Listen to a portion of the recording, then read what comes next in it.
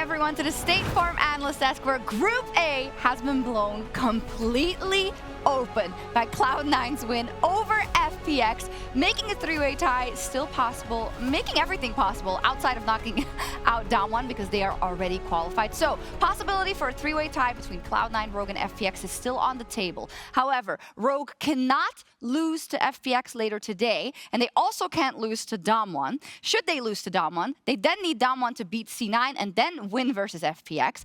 For C9 to directly be qualified, they need Rogue to beat FPX and then beat Damwon themselves. And you know what, Chronicler? Everything is possible today. So you're saying there's a chance? There is the possibility. There is more than one, in fact.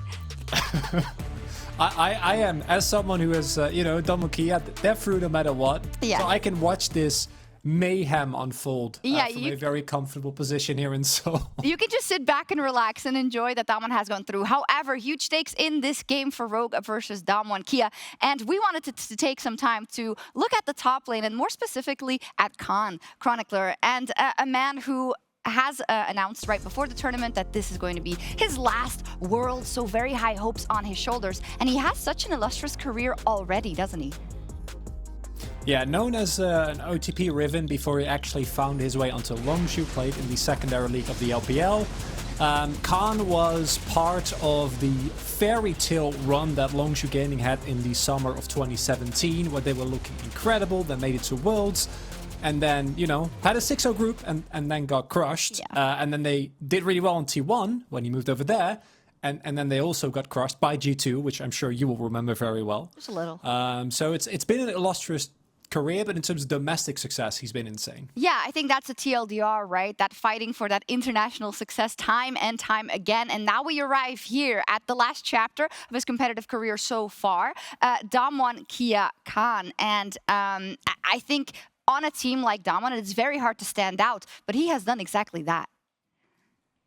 It's really impressive because coming into the split, it was, of course, a question mark to what extent you could match Nuguri. Nuguri was such a unique player. Obviously, he had his weaknesses in lanes, but he was also a single-handed win condition for Damwon in the 2020 run, and he was one of the main reasons why that team was so threatening. They could play for basically any lane.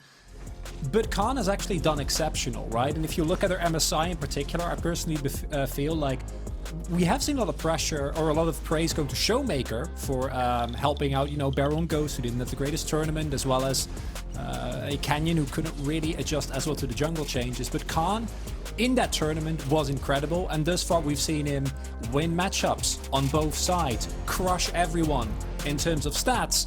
And I think it's a shame that Khan doesn't get mentioned as often as a lot of the other players on Damwon, like ShowMaker and Canyon. And I think it's probably a side effect of the caliber of players he found himself on teams with in previous years. And he's been on so many of them as well. But Khan now looking to give a fantastic chapter at this World Championship. I want to relay this into this next game we have, because even though Damwon Kia is already qualified, Rogue is still up against it.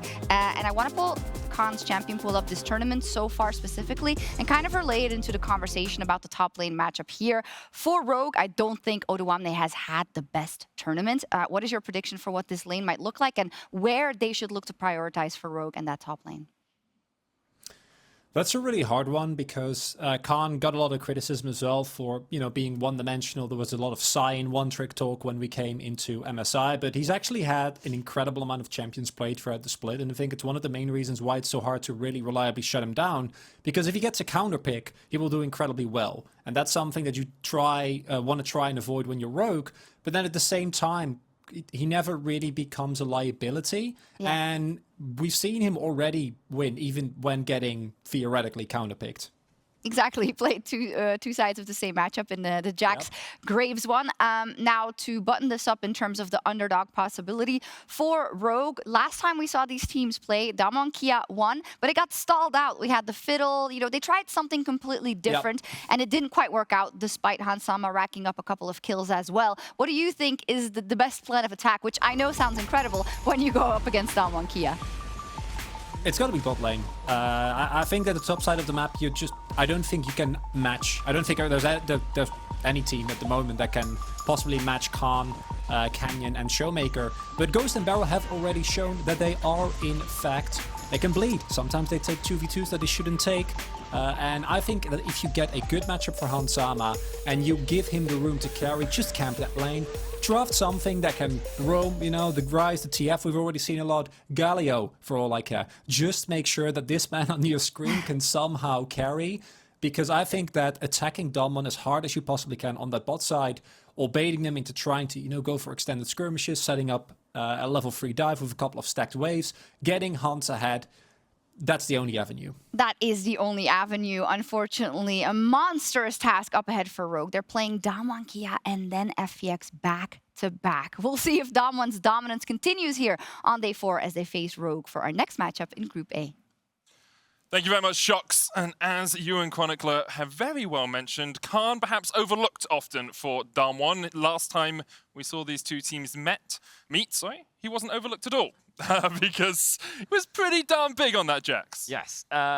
I think Khan had a great playoffs towards the end of the LCK, yep. And I also think that he's had a very solid Worlds run. I think there were a couple of question marks, and I think now that they've locked first seed in this group, he will be moving on to the best of 5s, and perhaps that's where we'll get to see or have more of an opportunity to have a more critical eye, considering the caliber of top laners that also exist throughout the rest of the tournament. But we've talked a lot about Damwon, we've talked a lot about Khan. We also have to turn our attention to Rogue, because as the analyst desk did mention, Odoamne has not had the best tournament. When we look domestically at their performance, typically this team was a bot-side focused team, with Odoamne being dubbed the weak side king. He was the type of player that was very difficult to kill. You could throw resources at him, but it didn't matter. He would always find ways to still be relevant. Some of his signature champions, like Aatrox in particular, was something that he was always able to be very self-sufficient on, even if he wasn't funneled resources. But as we moved later and later into the regular season, the team actually shifted their approach, actually playing more of a weak side bot, and then shifting way more resources top to things like Camille, and Nocturne in particular, when Odoamne became more of a carry. What we've seen is that the problem doesn't even come from a resource factor for Rogue. It actually, all of the issues are stemming before the laning phase can really kick off. Individuals are not performing to the caliber that you typically expect of Rogue, and this needs to change. They need to find a way to get their way through the early game in order to stand a chance against Damwon, because they showcased last time that they can go toe-to-toe in the team fights. They know how to punish mistakes, and they know how to... They've clearly improved their mid to late game, but their early game right now is the part that they are struggling with. Rogue time seems to have moved about 10 to 15 minutes earlier on in the game than it used to be. Damwon, though, respecting the fact that this Nami Lucian bottom lane really caused them a lot of trouble last time these two teams played up against each other. They'll get rid of the Nami. Yumi Lee Sin taken away by Rogue, and Irelia, as well as that initial ban from the LCK. I wonder if Miss Fortune will also be added to the ban table.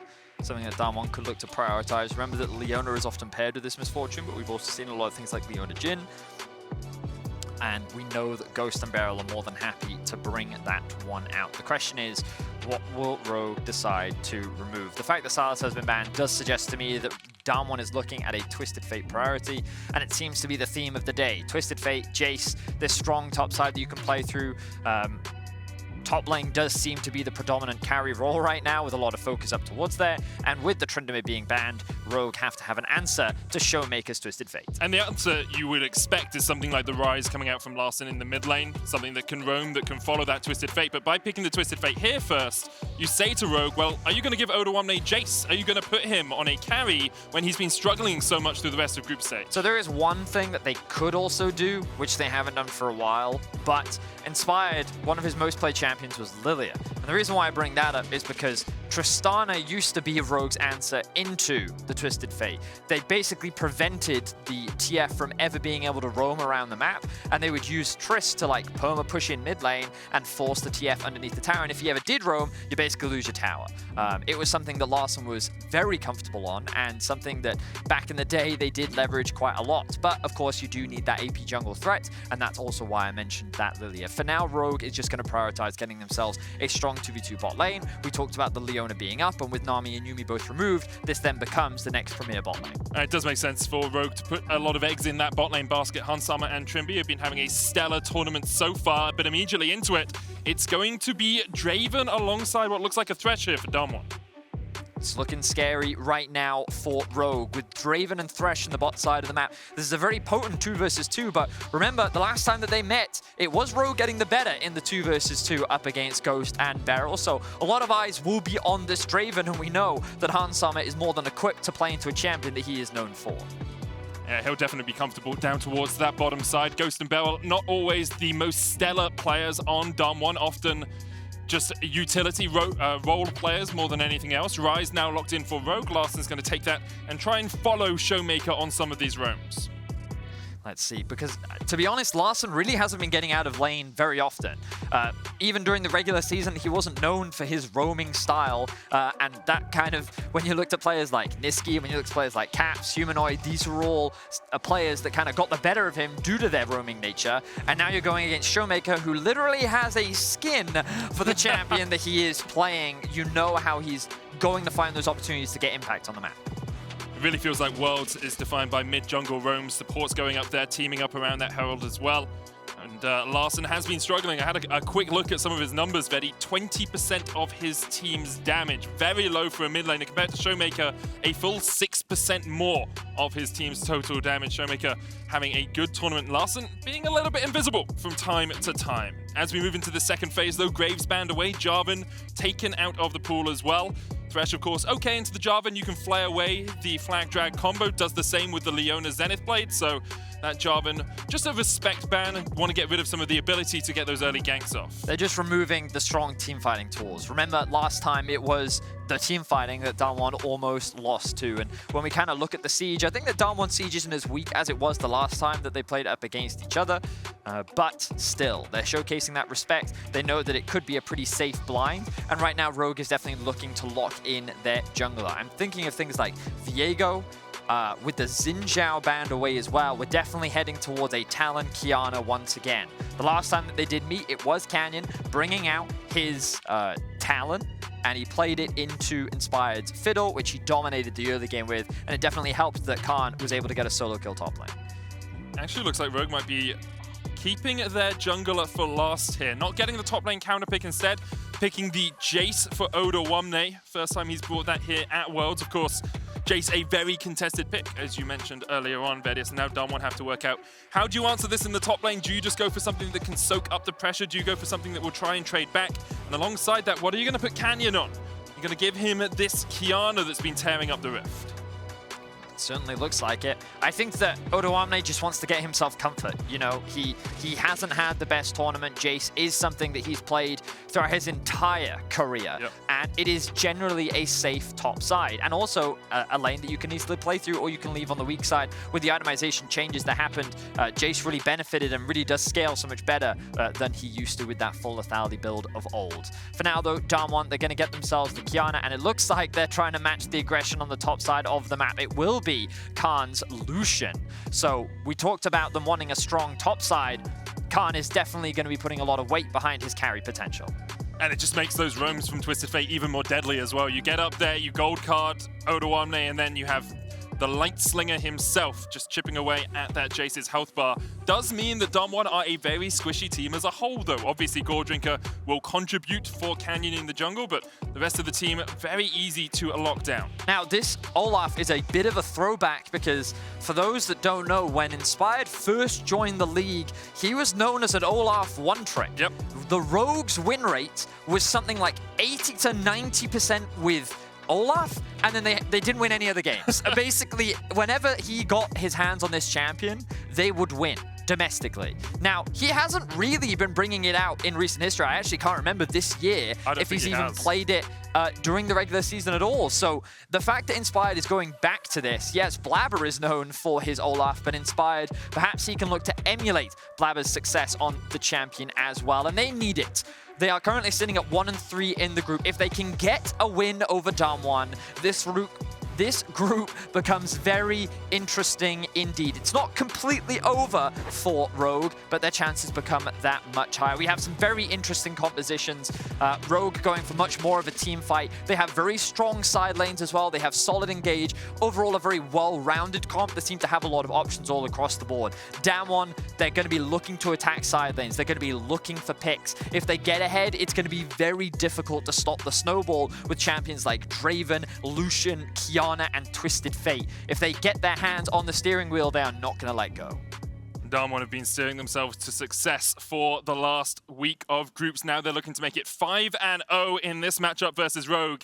As we've said, Rogue are not out of it at all. If they lose this game, they can still find that three-way tie with FPX and with Cloud9, but a win here would actually accelerate them into the possibility that they could take it all, that they could get that second seed unperturbed by anyone else without having to play a tiebreaker. They're coming off the back of a disappointing loss for them against Cloud9 earlier on today. And Damwon KIA fresh off a dominant victory earlier today as well. Yeah, it's...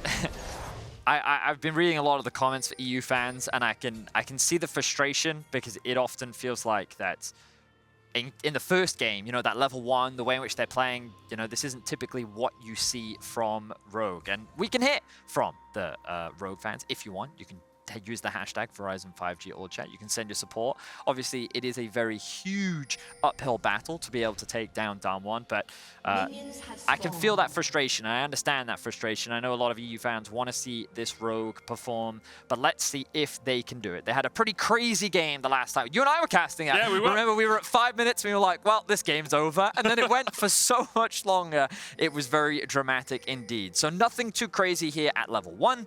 Olaf is going to start on his Raptors, and he may very well be going for a very fast level 3. Obviously, Olaf, one of the quickest clears in the jungle early on. Undertow gives you a relatively good amount of AoE, and the lower you go, the quicker you clear. It makes it very easy for you to speed your way through farming. Qiyana, a little bit slower, doesn't quite have as much damage, but already working her way through that blue buff. Bottom lane is definitely somewhere you will look to as a point of hope for Rogue. Hans Summer and Trymbi have been performing well throughout the entirety of Worlds, and it was actually off the back of Hans Summer last time that Rogue were able to get back into the game. Certainly was, but you know, they've drafted Draven Thresh, and this is also kind of a lane that you want to try and leverage. The thing about Damwon is they've got a lot of strong lanes all across the board, and while they will be able to get Prio up towards the top side of the map with this Lucian early on, I'm not as convinced that they'll be able to do the same in the bot side. That level 2 in the bot lane is going to be really important, and it looks like the Hans Summer and Trymbi will get it first. So Ghost and BeryL forced to showcase that respect, and Inspired, based on his pathing, doing a full clear top side. Notice that he's done Raptors into Krugs to go for the most optimal jungle route in terms of getting those camps respawning very, very quickly and leveraging the fact that Olaf has such a fast clear speed, pathing towards the bot side of the map. But I'm curious as to how Canyon will play the next 2 minutes, because ShowMaker does have Prio in mid. We've got to remember Qiyana very early on against an Olaf. You do not want to run into him. Especially with the Rogue bottom lane pushing in as well, you know that they can react a little bit quicker than your own laners. It means that that bot side Scuttlecrab may just be given over to Inspired, but ShowMaker back in, does have the TP to get back to this lane, will use it, gets all 3 Corrupting Potion stacks back alongside Boots and that control ward. So ShowMaker there was running a little bit low on mana, running a little bit low on health, decides to invest his teleport to be able to get Prio over this lane once again. It's also just really important that you get that base, because he knows that these crabs are going to be spawning soon, and he's upper back against Larssen. Larssen wants to go back to base as quickly as possible, and he's not going to be given the opportunity to. But for the time being, it looks like that Qiyana knows the situation that, well, Canyon knows the situation that he's in, decides not to try and contest the bot crab, and I think that he may actually just concede both. He may just path back up towards top, continue his full clear, and not gamble running into that Olaf in the early game. Yeah, a bit of a diffy in the clear speed there. You can see Inspired already on the Scuttle Crab while the Krugs were being started up by Canyon. So that early speed in the jungle from Olaf paying dividends. Now we'll see ShowMaker work his way up towards the top side just to see if this Scuttle Crab has been taken. He notes it's not, pings it out.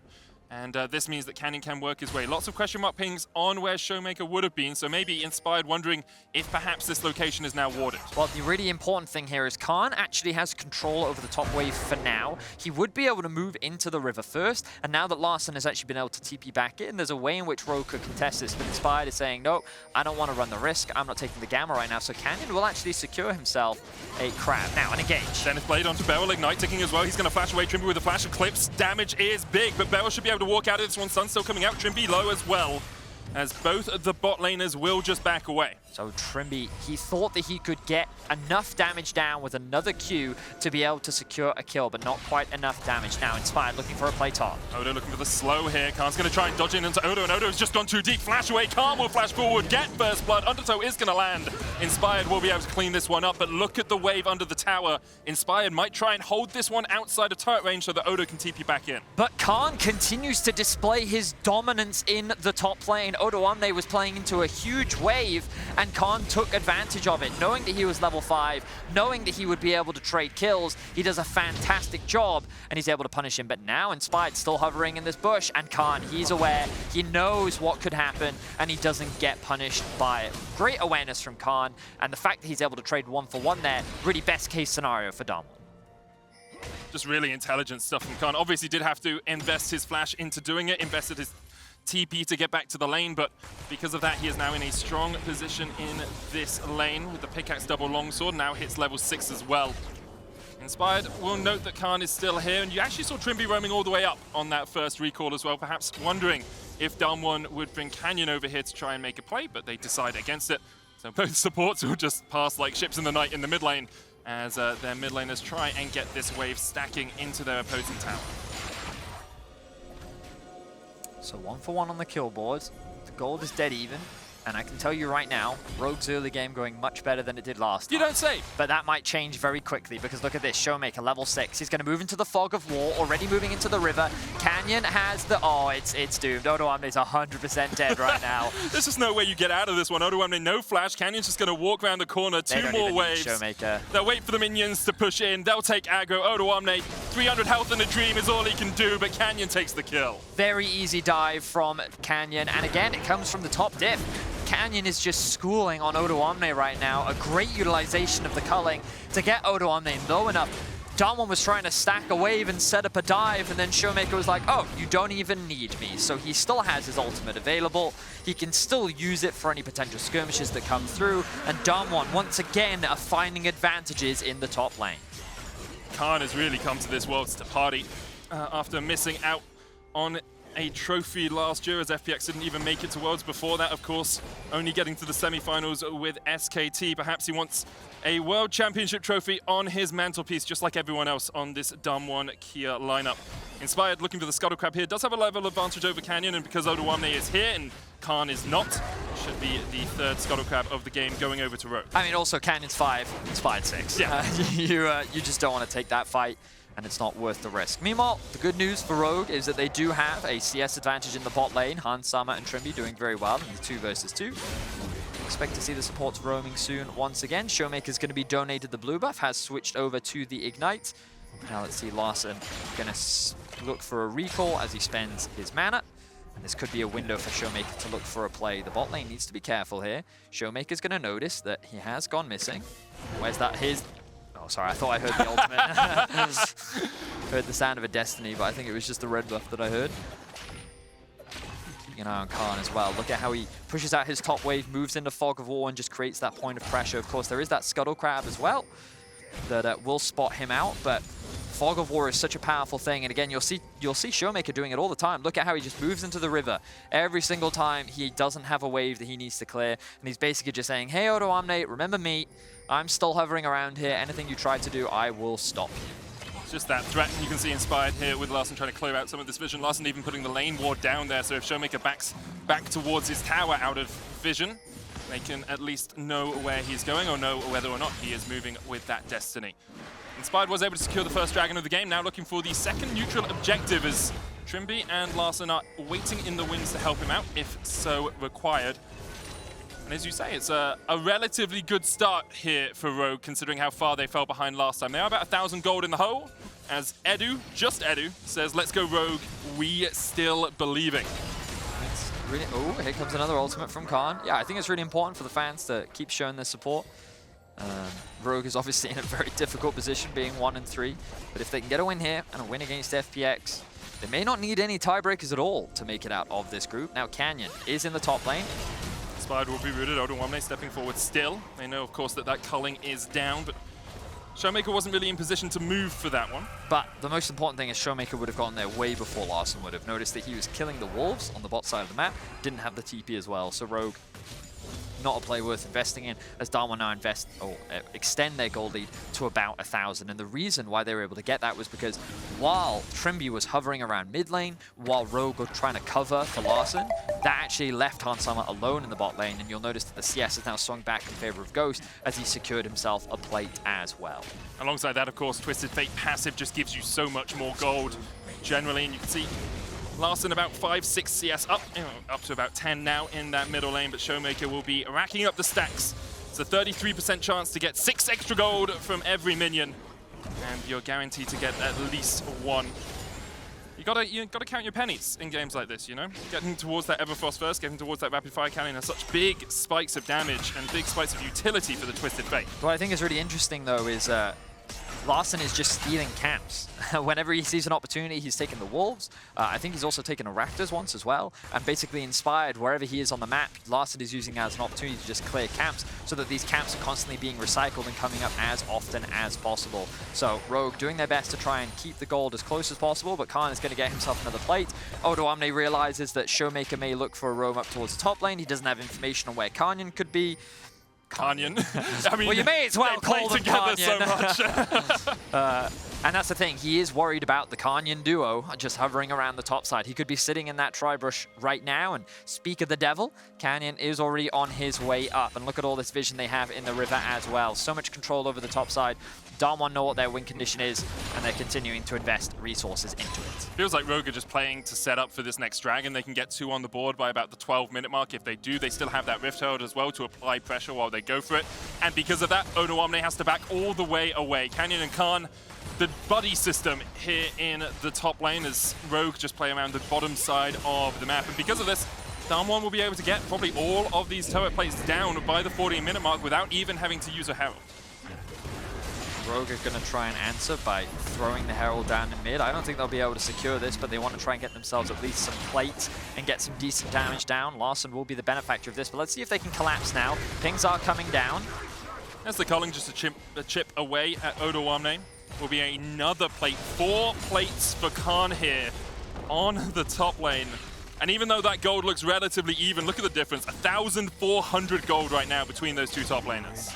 It really has been a top diff this game, and like, yes, Kanyan and ShowMaker have been hovering, but you have to give so much credit to how well Khan is playing in the 1v1. Tiny thing, there's a ward just up by the tier 2 in the top lane that spotted Trymbi going around for a roam, and immediately Khan backs away. Darwin actually using the time that they had here to get that deep vision for Khan, meaning that he's so much safer in this top lane, knowing when the support can roam around. Solar Flare coming out, Realm Warp's going to be used here by Larssen as well. They look for ShowMaker. He's burnt the flash to try and get away, and Rogue are trying to add 1 more to their board. TP's coming in, ShowMaker down, and now Khan, not in the best of situations, could get chased down by Odoamne, but instead he goes in with a Gale Force, and immediately Larssen flashes the hell out of there. Ends up being a trade of flashes, an investment of 2 teleports, but ultimately Rogue do come out on top. They will alleviate some of the pressure that Khan has been putting down into the top lane. They will also remove the ultimate factor from ShowMaker, and Rogue will relieve some of the pressure that Darwin has been putting down. So I respect the proactivity here from Rogue. If they sit around and do nothing, then Darwin will eventually take control of the game. And Rogue are saying we're not down and out just yet. Here's the thing, Betty. I'm going to put my Euphoria hat on for a second. I am an ADC caster.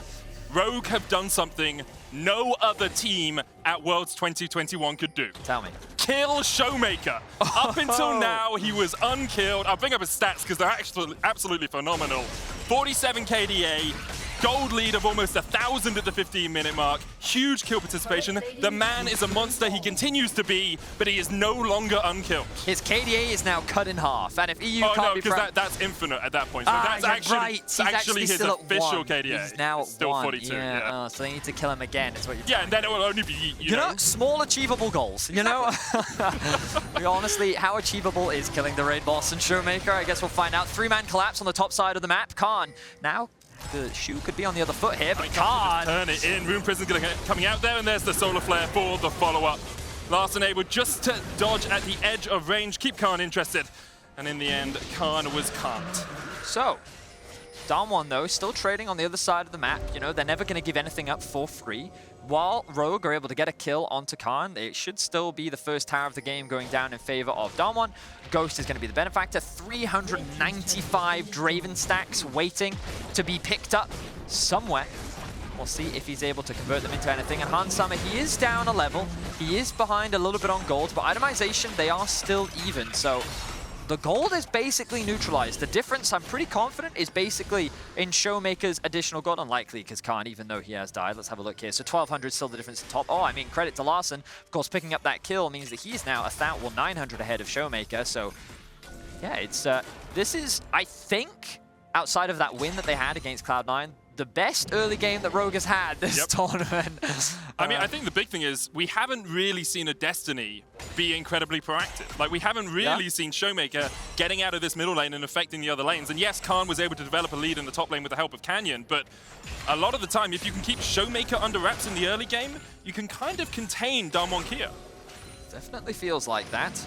For now, there is a tower in the top lane that Damwon have their eyes on. It is, of course, very low, and they want to grab that for themselves. I believe that was the Destiny coming out from ShowMaker, just to get a little bit of information. They know that everyone from Rogue is hovering around the red buff. Odoamne, let me have a quick look. He doesn't have his TP. So Damwon, with 5 members strong, are going to say, well, you can't contest this. We know you can't contest this. And Rogue is saying, that's fine. We'll trade it for a tier 1 in the bot. You're going to secure our tier 1 in the top lane anyway. So let's just make this a fair trade across the board. Hansama also, look at his positioning right now. Just showing the utmost respect. He knows that 3 members of Rogue are in the top lane. Trymbi deciding not to commit to the fight. And again, it's really important to appreciate how much quicker it would be for Damwon to collapse. And while Trymbi was looking at that saying, I could engage here, if they do, they're likely going to find themselves in a numbers disadvantage.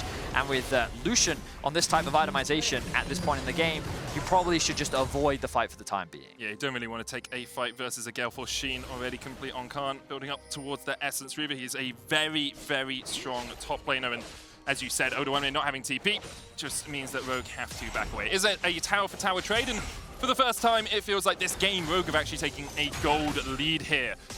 And we are starting to approach that magical portion of the game that, at least in the LEC, was known as Rogue time, where Rogue tend to overposition, misposition, and get caught out. Well, I hasn't happened at Worlds that much. The thing is, I think people have conflated, because Rogue time was when they had a lead, a significant one. This is 300 gold, Betty. Yeah, but in particular, it's against Damwon KIA. That's flipping significant in my book, Betty. It was funny because it was always 6K. 6K was the number. If they had a 6K 10K goal if it was lead. Mad Lions. Yeah, but yeah, if they're going even into the mid game, I have a lot more faith in Rogue, because I think that a lot of their issues often stem from not knowing how to properly utilize their lead. But in a neutral game where you're just trading, I actually think that's a comfort space for Rogue, because in general, I think that they are a very smart team, especially if you ever have the opportunity to talk to them. They have a really great awareness of the game. But you're also saying that into Damwon, who of course showcased an excellent macro game versus FPX in our first game of the day. And that game was basically, what, decided about one team fight, I think it was. And now they're going to use the Herald to break open the mid tower, which means that Damwon will be able to get the tower lead. A lot of people are grouped up. Larssen is looking around as he clears out the Krugs, but I think that this tower is just going to fall. Damwon's going to disengage, and they will extend their gold lead ever so slightly. And the thing for Rogue there is you don't want to overinvest into a fight. The Rift Herald's gone in, your tower's low. If you can get some cooldowns out of Damwon underneath the tower, so be it. Otherwise, back away. Damwon get exactly what they wanted. They get that little bit more gold in their back pockets, and they open up the map by taking down that mid-tier 1. And now ShowMaker is looking for that proactive Destiny up towards the topside Canyon, looking for the stun onto Larssen. Supreme display of talent into the wall, but Inspired's on his way as well, and now the TP is coming out. The Whirling Death, that's a huge shutdown, that's a ton of gold! Going over to the Draven, ShowMaker trying to get away from this one, but there's no lantern for him. The Great Everfrost will get the slow onto Trymbi. Ghost trading with Hansama. Slowed up, stand aside, knocks Hansama back. 1-for-1 in the top lane. Yeah, but the gold lead went from being close to a 2,000 gold lead for Damwon. I'd love to see how much gold Ghost got off the back of that. But Rogue, they're not slowing down just yet. Hansama even flashes over the wall here, looking for BeryL. Has the bullet time, hits ShowMaker, hits Ghost, but doesn't quite have the damage to take down Ghost and BeryL. ShowMaker will fall, and Rogue are able to strike back. Gold still in Damwon's favor. Now his KDA has been cut in half. Achievable goals, Medic. Yes. Rogue will find themselves 2 kills, but Draven got so much money from that shutdown. Last time we checked, he was just short of 400. Yeah. And then we didn't check for a while. Yeah, if we get the opportunity, I'd love to see, and hopefully we'll get to see in this new Axe Effect replay how much money he gets. So the collapse here, Larssen is just a little overextended in the top lane. ShowMaker uses his ultimate. The ultimate comes through. Oh, we just missed how much money he actually made off the back of that. But he made a lot. Tons of coins coming out of it. That was a lot. Look, he's got the Collector plus a BF sword now. Oh, and a cloak, so he's already working towards Infinity Edge already. That is a huge buy for Damwon and a huge buy for Ghost himself. Not often the carry for the LCK #1 seed, but when you put money into him, he can always bring that damage to the fore. Now the map opens up just a little bit more as the Dragon was actually taken by Damwon, so that's a... Oh no, it was taken by Rogue. The Mountain previously was Damwon, and now Rogue have got an Infernals as we stack up towards that Infernal Soul. 20 minutes in, gold lead still only, you know, less than 1,000 between these two teams, Verius, but Canyon continues to look for things here on a side lane. Odoamne has to back away. Canyon duo together once again. You're not, that name is not gonna stick. I don't know, I can see the hashtag trending. But the hashtag will trend because you'll tweet it and be like, hey guys, can you retweet this for me, I would never. Please, fans, engage with me. I mean, what I just heard is Medic asking everyone to tweet out hashtag Canyon. Best top jungle. I think Canyon has been a lot muted this early game, and I think a lot of credit needs to go to the, not what Inspired has done, but the pick. Because I know that Qiyana, while, like, usually you go for an early gold drinker if you can, right? But if you can get 9 point... Okay, so he's 2,000 gold ahead. Okay. Ghost is 2,000 gold ahead. Yep. Ghost is, in fact, 2,000 gold ahead. Really, the only saving grace is the fact that Inspired is much further ahead of Canyon, and that Larssen has further ahead. Yeah, 1.4k is quite a big lead for Larssen. This is the most ShowMaker has died this tournament, and they've done a pretty good job of keeping him muted. As again, Larssen has been stealing camps, a lot of them.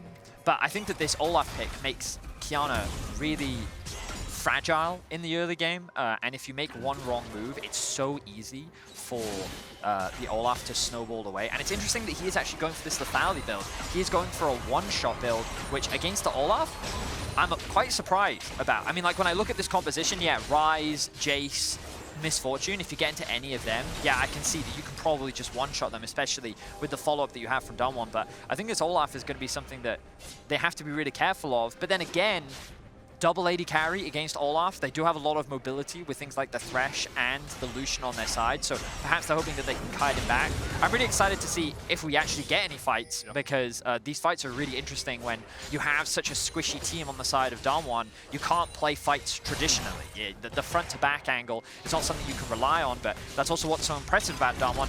Coming into this tournament, I believe that they were the best team-fighting team in the world. And even when they were at deficits against T1 in their final in the LCK, it was their impressive team-fighting that really set them apart from so many other teams. And they're such a joy to watch. We've seen glimpses of it so far at this tournament, so we're very excited to see what they can do with a composition like this. I think having watched the first stage of groups, some people would now contest you and say EDG, maybe, outmatching Damwon, but still two of the very best. Rogue, a strong team-fighting team. They showed it last time they played against Damwon in the group stage, but we're never the best in Europe. Usually that honor went over to the Mad Lions, who kind of fulfilled the Damwon position in our league, fighting back from 6k, 10k goal behind time and time again. Right now, though, both teams very happy with a little bit of a status quo. Wave matching in the bottom lane, going to do the same in the top lane. Looks like Khan's going to go up there and push that one out. A minute and a half before the fourth dragon of the game, which would put Rogue onto Soul Point if they can secure it. You know, we often talk about time, and we've got to check the time, because it's stopwatch check, right? Who's got it? It's, I hate the item. But it looks like for now, only the mid laners are sitting with the stopwatch. I wouldn't be surprised to see that item just come through for a couple other players. Inspired has just completed Starax, and also you can see the Eclipse now finished for Canyon. Infinity Edge done for Ghost. No tier 2 boots needed. He's saying, I just want maximum damage. Level 13 on the Draven, 134 stacks, but that doesn't really matter at this point. He's cashed in. He is chilling. And he is going to be so important in this upcoming fight. I believe everyone has all of their summoners up, and we are building to that moment, because so far, nothing game-breaking has happened. It's been a lot of trading. It's been a lot of back and forth, and everyone just farming up. But this dragon could decide a lot. Damwon want it to avoid Rogue being on so point. They have control for now. They're getting control through the bot wave, and they have Prio in mid, which will secure them the crab. They're going to get themselves some vision, but look at this top wave as well. Larssen has pushed it up. He's now making his way down with plenty of time to spare. Good damage down on the BeryL. Odoamne putting out a world of hurt there. A little bit surprising considering how far that Jayce was put behind, but has been able to farm a side lane for a while. And importantly, it's on BeryL as well. It's not on someone like Ghost who can just heal it back up, catch a wave, catch a camp, and sustain through it. BeryL is going to be half HP for this entire fight. Here we go. ShowMaker is not here. He has the Destiny. Rogue trying to set up towards the top side. There it is. There as well. Destiny comes out. ShowMaker looking for a place to pour in the dragon aggro. Ghost taking the aggro right now. Inspired looking for the smite as he goes in for the dragon. It's secured by Canyon. Now the fight really begins. Cullen coming out. Ragnarok. Trymbi going onto the backline looking for BeryL. The hook hits. Knocked back. But Larssen stunned up, and that's enough for DWG KIA. They pick up 2 immediately. And Rogue have to run for the hill. A complete disconnect flash. Inspired. Canyon's on the chase as well. Inspired. Unable to get away. DWG KIA get another one. ShowMaker going in. Another gold card, but he will pay for it with his life. Damwon now 4 members strong could turn their eyes towards the Baron. What a massive disconnect from Rogue. That Trymbi flashes in while the rest of the team is retreating, and then Larssen ends up getting caught in the crossfire with a great hook from BeryL, means that they go down fast. Ghost still alive, 3 kills, has damage to be able to tear down this Baron. What can Hansama and Odoamne do? You're looking for the shock blast here. Hansama still has flash, has cleanse. Odoamne trying to get in there. BeryL low already. Damwon in the pit. All of them below half HP, but Ghost gets a shield from the shield bow. He's stepping forward onto the Baron. Hansama trying to back away, but the flash forward from Ghost gets him the shutdown, gets him his 5th kill, and secures Damwon the Baron. The damage from Ghost is just relentless. He is hitting hard. Oh, but Larssen wants to try and get something back. Larssen realm warping in. TP is coming out from Damwon as well as ShowMaker wants to join this party, wants to join this fight. Immediately, Larssen and Trymbi realize that was not the best idea, and they will back away. Wow, Ghost is so strong. But look at this disconnect that we were talking about. Look, all of Rogue, they don't get the Drake, so immediately they're on the retreat. And then Trymbi flashes in and misses his ult, and then the hook comes through from BeryL. Larssen then gets caught in the crossfire, and Damwon get themselves 2 kills. And with the double AD carry, you know they're just going to melt through this Baron. Yes, ShowMaker, he hurts his KDA a little bit more to get a little bit more. But at the end of the day, it works out very nicely for Damwon. And you think that Rogue could maybe turn something around the Baron, but it is not enough. Too smooth and too clean from Damwon as Ghost comes up clutch.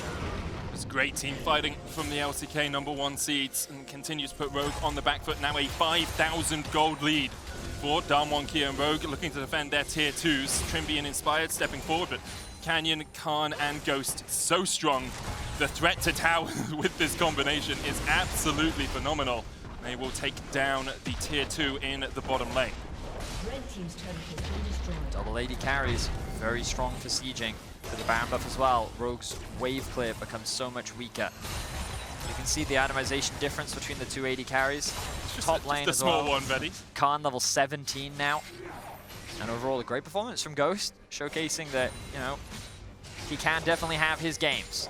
Obviously, one of the big points of criticism for this Damwon roster, but they put their trust in this game, and he has definitely met those expectations. And it's strange to see Draven's doing this well as the game goes on when they don't have much pressure put into them in the early game. Remember, it was only until they got that kill on Larssen in the top lane that he was actually able to get any of his adoration stacks, but since then, he has been a monster, a menace.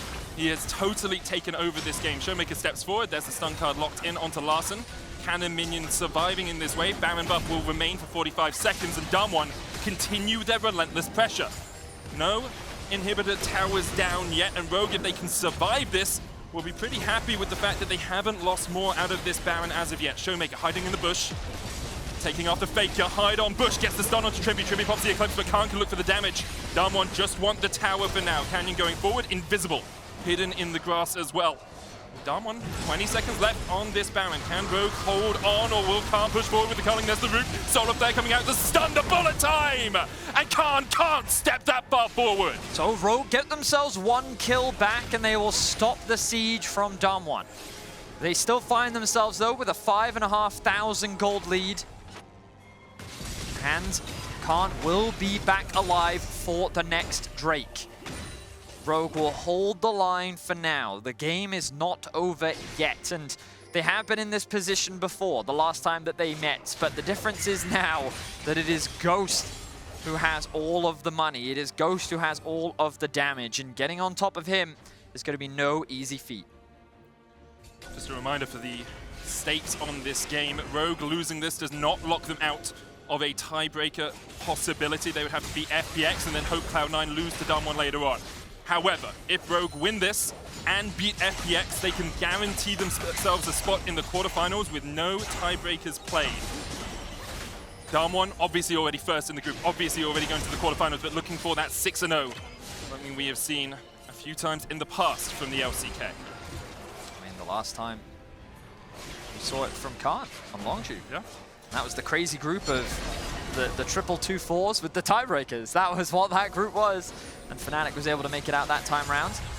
ShowMaker, Destiny in towards the bottom side, is going to isolate Oh, Trymbi. very nice. Trymbi going in by himself, but once again the fight is split. Supreme display of talent. Larssen has to flash the wall, exhausted. ShowMaker going in, there's a round warp as well as Larssen dodges back into it, and Rogue immediately disengaged. But the positioning on the Destiny from ShowMaker was sublime. Yeah, just really great flank from ShowMaker, creating that pincer, made it very difficult for Rogue to commit to the fight, and these engages from Trymbi are just not connecting. It is really difficult for Rogue to get any really reliable follow-up when all of their engage is pretty much just this Leona, and then they have to run at their opposition, and Damwon is just utilizing their disengage tools, things like the Thresh box, the Draven E, the Qiyana ultimate, the fact that Lucian can kite so easily. With only one engage tool, Damwon is keeping Rogue at arm's length, and Rogue can't find any successful fights. Keeping with an even longer arm's length as well, with the triple rapid fire cannons picked up, one on ShowMaker, one on Khan, one on Ghost. Draven and Lucian, not the longest range AD carries, but having that extra range for the initial burst, for a single axe, for a single double shot, can make so much of a distance, because it just means that Rogue really can't start a fight on their own terms. They're always going to be chunked out by this Damwon lineup first. Now, Ghost is going to step forward. Wasn't spotted on that ward as far as I can see.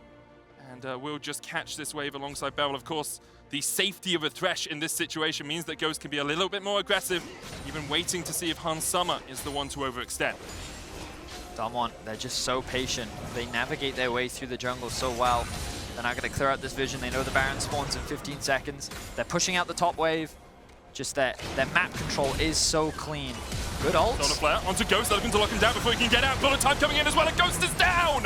Shut down for Rogue! The singular target that they would have wanted most has been killed off, and now Rogue could look towards the Baron. He had no cleanse, and the CC comes through from Trymbi. Now, the hope is alive for Rogue. Stunned into the hook. Larssen almost down, but he pops the stopwatch just in time. Supreme display of talent will come out. It's a double for Khan. Benny, the hope was there for Rogue, but immediately it's slammed right back in their faces. Canyon and Khan can do no wrong. And Summer tries to get away, but Khan gets the Quadra. Can he do it? Can he find the Penta here for Damwon Kia? Canyon's going to chase down Inspired. Khan hungrily, greedily looking for it. Inspired is not going to give it to him. He TPs. Canyon goes in for the damage. Khan comes in. Couple more shots. A Penta for Khan. A beautiful display of when Ghost falters, Khan picks up the pieces. He was the secondary carry. He was the guy that could deal the damage should Ghost fall, and he comes up clutch. Beautiful display from Khan. He secures himself the Penta. He will secure the Baron for Damwon, and they are looking to go 5-0 in the group. And for a moment, Rogue had hope with the catch on Ghost. They thought they could step forward, but this stun card into hook combination on Larssen just gets rid of all their damage. Just really well played once again from Damwon, utilizing the fog, the double kill coming out from Khan initially. Odoamne trying to get something back onto ShowMaker, but he's too split from his team. Canyon then flashing in, forcing the flash out from Hans Summer, means that Khan can flash in and secure that one, and then it's just a matter of cleaning up the fight. The stopwatches come through, ShowMaker will not fall. And it's just very well played from the side of Damwon, once again showcasing how talented they are when it comes to the 5v5. Or 4v5 in this situation. Just their team fighting is on another level right now. You can see, look at relation there for Damwon. Even ShowMaker, after destroying his KDA, at least his teammate got a pentakill. That's how you do it as a team here now with Baron buff. Damwon looking to close this one out. 9,000 gold, their lead. You can see Ghost 0 in that last fight, but you don't need him when Khan is putting out 6,000 damage in a fight like this.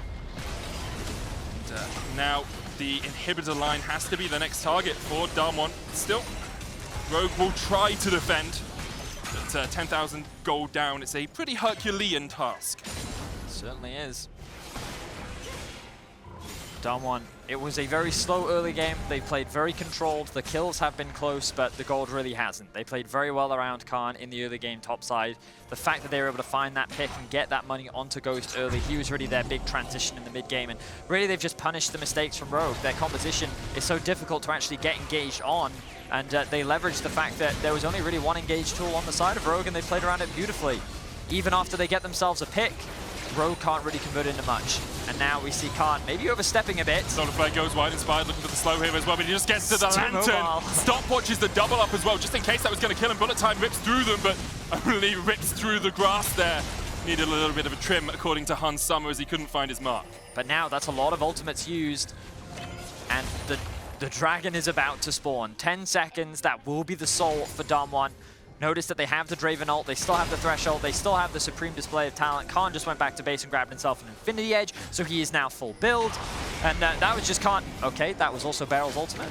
It's just the slow. 99% slow in the choke point, just in case Rogue wanted to step forward. BeryL puts it down. Infernal Soul now secured for Damwon. And they are looking pretty hungrily at Trymbi. Gold card locked in. Trymbi trying to get away with the Eclipse as the Everfrost. The route continues as BeryL will look for the hook here. Another gold card into the hook. Trymbi doesn't get to move. He jets away right at the end, but the Cullen coming from Khan at the side. Larssen pops a stopwatch, tries to pop BeryL as well. The Everfrost will slow them up. ShowMaker has another gold card locked in. Whirling Death does not quite have the damage, but Khan does to take down the mid lane inhibitor tower. Now bot lane the target for Damwon, as they will rip through this base in seconds with their double AD carries, and then they'll run straight back out. Damwon can be pretty happy with what they got off the back of that. Yes, they didn't win the team fight, but they did enough damage to force Rogue back into their own base. Oh, but Rogue, they're not done yet. They're looking to try and get something back as Larssen TP's in. Oh no.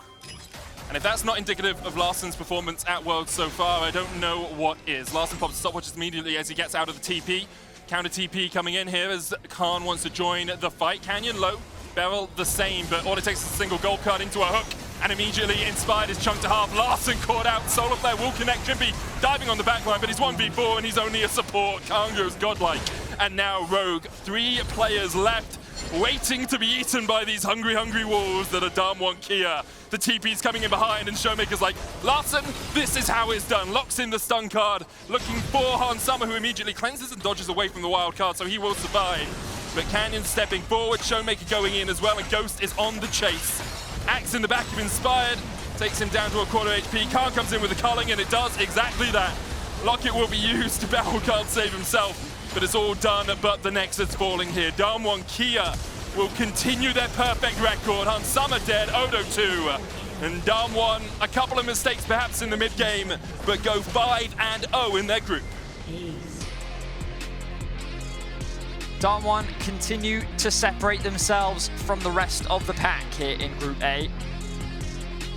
And while this does not mean that Rogue is completely out, they now play up against FPX. They have to beat FPX. They have to beat FPX. And C9 really wants that to happen. Because if C9, if I understand correctly, if C9... Do you want me just to do it because I know it exactly? Tell me, yeah, Okay, go. so if FPX lose to Rogue, then we could have a 3-way tie with C9 still losing to Damwon because they've won 2 games, right? However, if FPX beat Rogue, C9 have to beat Damwon to get into a tiebreaker. Yes, however, if FPX lose to Rogue, Yes. then C9 find themselves at 2 and 3. Yes. Which means that if C9 beat Damwon, they then just get out of the group with no tiebreakers. Correct. So you kind of want Rogue to win, North America. Yep, that's the way it works. The experts will soon tell you more about Damwon's win and look ahead towards the upcoming fight for quarterfinals in Group A. So don't go anywhere. And watch out.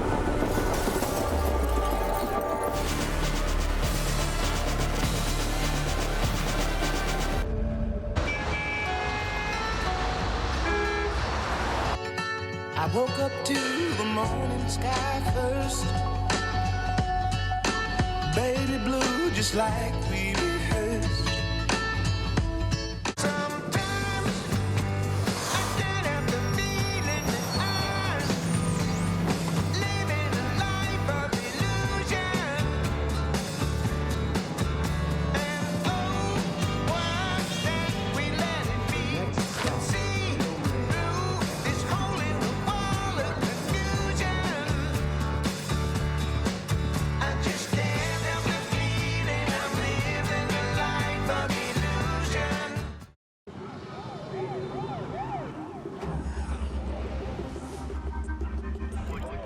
Would you ride for me?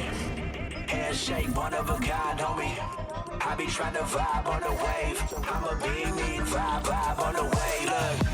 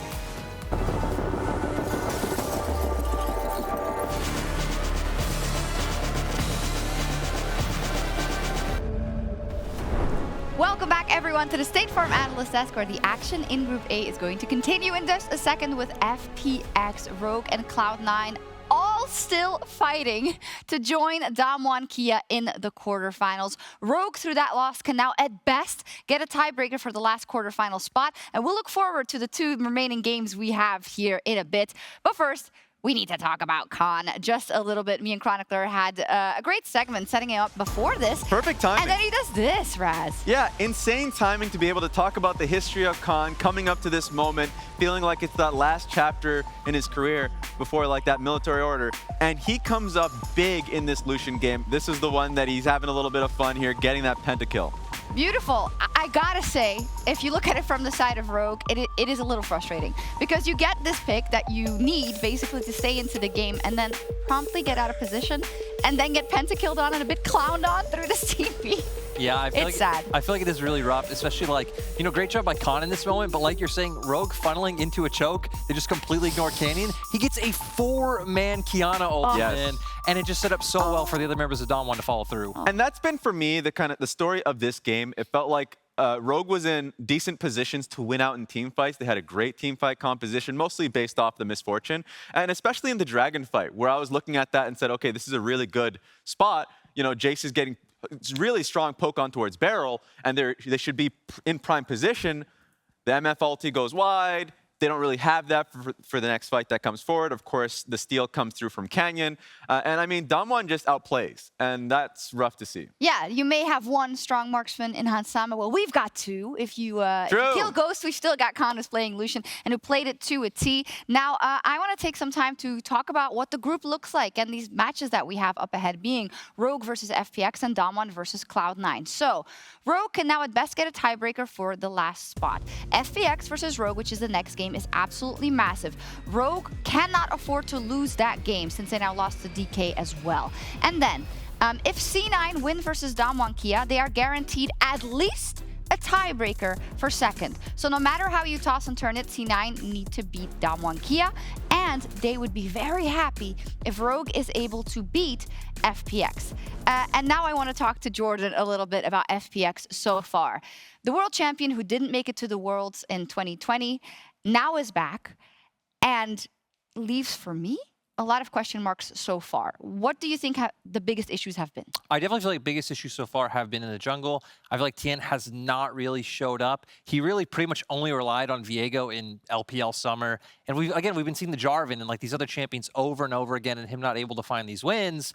And like you're saying, FPX are the only team here that have 5 former world champions on their roster. We've seen like the highs, Trymbi getting the MVP of the LPL, and we just haven't seen those early game leads able to come through, which FPX got almost every game in the LPL. And since getting that finals MVP moment when FPX hoisted that cup for Tien, I would say, you know, dealing with the wrist problems, that little injury that made it so Bo came in a little bit. It's been tough. He's been on and off for me watching the LPL. And watching Tien, this is where it comes down to it. I mean, he is known for his Lee Sin. I think if it's going into this next game that's pivotal for this team, I would want him to be on it. Go on that comfort. Now, last time FPX played Rogue, it was actually quite the stomp, right? We had the bot lane popping off completely, Crisp's Leona, and I think we've overstated it a lot today already, but it's important to say how important Crisp is for this lineup when they can get ahead in this lane, when he can influence the map with Tien. Yeah, and I mean, it was just spectacular to see because I feel like a lot of people write off FPX's bot lane duo as a whole, where it's like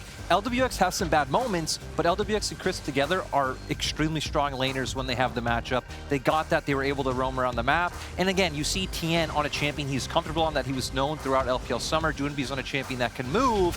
And to me, FPX are a team that needs these early game leads because they never really had to play from behind in the LPL. They were second in gold difference at 15. They're pretty much always fighting you. I think the highest deaths at 15 as well. So they're just going to keep going whether they're ahead or behind. What's your gut telling you after this FPX we've seen so far? Now, I need to remind people that in 2019, they got out of groups with a 4-2 score, but the group was considerably, I want to say worse. Like, no disrespect to the teams in that group then, but now you have Damwon KIA in there. You have Cloud9 who really showed up today. So what's going on, Lyric? So my gut's telling me, you know, I don't know the result of this game. Hit me with it. My gut's telling me at the end of the day, I feel like we're going to somehow go to a tiebreaker, and I feel like FPX are going to go. Again, the only roster, 5 former world champions. These guys are like tested. They've been in high-pressure situations before. Their skill ceiling super high. They have everything there. They just need to get through the first 15 minutes. I just saw it in the stars, the tiebreaker versus C9 to get out. And then Perkz looks doing me in the eyes once again. We're not there yet. I'm totally running past myself. You know what this reminds me of, though? Like that talk about 2019, the group of life, how poorly FPX played it out in that group. They just, barely get out of that situation. And if they can get out, then it says a lot to their testament. Crazy. and Also, willpower. Rogue, still everything left to play for. They got to win this next game. But we need to get an interview with that pentakill madman in the top lane for Dom1. Here's Lore with Khan. Thank you very much, Shox and Khan. Congrats on getting the first pentakill at Worlds 2021, and especially on a champion that you didn't play competitively since Worlds 2019 against Splice.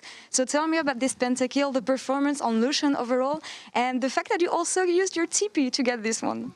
네, 우선 올해 월드 첫 펜타킬 너무 축하드려요. 특히나 19년도 월드 스플라이스전 이후로 처음으로 공식 대회에서 루시안을 플레이하셨는데 어떻게 이렇게 오랜만에 플레이한 챔피언으로 펜타킬을 가져갔는지, 또 그 당시에 텔레포트까지 이제 과감하게 투자하시면서 펜타를 사수하셨는데 그 당시 상황에 대해서 조금 말씀해 주세요. 일단 루시안 19년도 때 제가 뭐 연습 과정에서나 좀 그럴 때 많이 사용하긴 했는데, 요새는 좀 나이 들면서 제가 하기에는 좀 더 많이 스타일리시한 챔피언이라고 생각했고, 그래서 좀 손을 안 대고 있었는데 이번에 준비하면서 이제 좀 다양하게 준비하다 보니까 그 연습 과정 속에서 좀 괜찮았고, 이제 펜타킬은 이제 마지막에 쿼드라킬까지 했는데 올라프가 되게 빠르더라고요. 그래서 저거를 제가 도저히 거리를 좁힐 수가 없어서 거리를 좁히는 텔레포트를 사용하면서 죽이게 됐습니다. So, well, Lucian, yeah, I mean, as I got older, this kid was too stylish for me to handle. So I didn't really play it much, but during the practice, I wanted to try a lot of different picks this year. So Lucian was definitely one of those, and he was having great success. And also the teleport investment. Well, after I got Cordra, I really wanted to Penta, and then I realized that this Olaf is just too fast. I couldn't close the gap, so teleport was the one to close the gap. It is worth it, and it also speaks for the fact that Dom1 looks like one, if not the most strong team at Worlds 2021 so far. And I remember in the LCK finals, you were talking about the coaching staff and how they set you up for success. Tell me about the work you've been doing with them and how strong you look at Worlds 2021 for now. 네, 이제 올해 월즈에서 담원이 과연 가장 강력한 팀이라고 언제나 볼 수 있는 만큼 정말 놀라운 화력을 보여주고 있습니다. 그리고 이제 결승전에 우승하신 뒤에서도 코칭 스태프 분들에 대한 감사 인사를 표하셨는데, 그분들이 어떤 식으로 도움을 주시면서 이렇게까지 좋은 활약을 보여줄 수 있게 되었는지. 일단 제가 어떤 식의 플레이를 수행해야 되는지에 대한 길을 너무 잘 제시해 주셔가지고 그 길대로만 따라갔을 뿐인데, 이제 뭐 제 실력이 눈에 띄게 이제 늘어나는 게 보이더라고요. 이제 그 점도 되게 감사하고, 이제 김정용 감독님이나 이제 푸만도 코치님이나 항상 뱀픽이나 이제 게임 내 쪽으로도 도움 너무 많이 주시고 있거든요. 그래서 그 부분에 대해서도 너무 감사하고, 뭐 감사한 거밖에 없어요. 이제 양대인 전력 분석관님도 합류하게 되면서 저희가 이제 메타 파악이나 그런 거에 대한 해석도 되게 질도 많이 높아졌고, 이제 그걸로 통해서 승리 플랜도 많이 넓혀 나갈 수 있었기 때문에 그냥 코칭 스태프분들이 거의 뭐 승리 지분을 많이 가져가도 될 정도라고 생각해요, 저는. Yeah, I mean, I just follow the path they've shown us, and then I could see that I was stepping so well because of just following what they taught me. And also, Goma, Pumendo, they're doing a fantastic work in and out the game. They're drafted Perspect. They also help us out a lot outside the game. And also Danny, as a strategy coach joining us, he also kind of improved the quality of the approach and analyzation of the meta. And we are having more options in terms of the winning game and winning conditions. So yeah, I think they share a huge credit of this victory and success. Credits to everyone at this Dom1 Kia team. For now, that's all for this interview. Khan, congrats on grabbing the first seed in your group. 감사합니다 for this interview. Jason, thank you so much as always. And we're gonna take a break now as Rogue face elimination in the next game. They will face off against FPX. Let's see how they can make it.